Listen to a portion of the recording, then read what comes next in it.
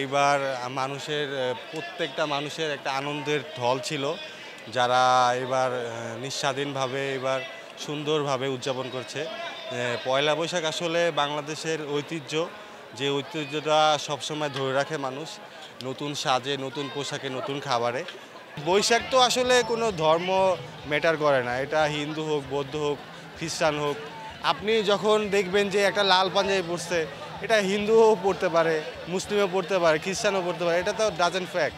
But দেখেন অন্যান্য সময় কিন্তু অন্যান্য ধর্মেরা এরকম পড়ে না, কিন্তু শুধু পয়লা বৈশাখ, তারপরে আমাদের কিছু কিছু ফেস্টিভ্যাল আছে যেমন 26শে মার্চ, 21শে ফেব্রুয়ারি, এই দিনে আসলে ধর্ম বর্ণ এগুলো আসলে ফ্যাক্ট করে না।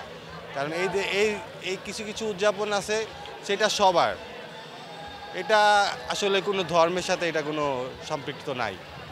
আজ সারাদিন যেহেতু গরম ছিল, গরমের ভয়ে বের হওয়া হয়নি, তবে এখন সবাই মিলে বের হয়েছে, এখন খুব ভালো লাগছে।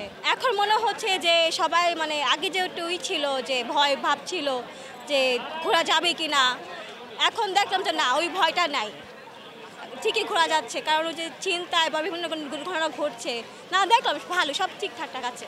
দেখা যেত যে সকালবেলা উঠে আমরা যেরকম আব্বু আম্মু যেটা করতো, পান্তা ভাত, ইলিশ মাছ ভর্তা, এই জিনিসটা একটা সময় খুব বেশি ছিল, বাট এই জিনিসটা এখন দেখা গেছে অনেকটাই কমে গেছে। তবে এবার মনে হচ্ছে আগের থেকে যেরকম আগে ছিল, যেরকম আপনার হচ্ছে অনেক বেশি মানে হিজিবিজি থাকতো, সেই তুলনায় এখন এবারটা অনেকটাই কম। খুব ভালো লাগছে।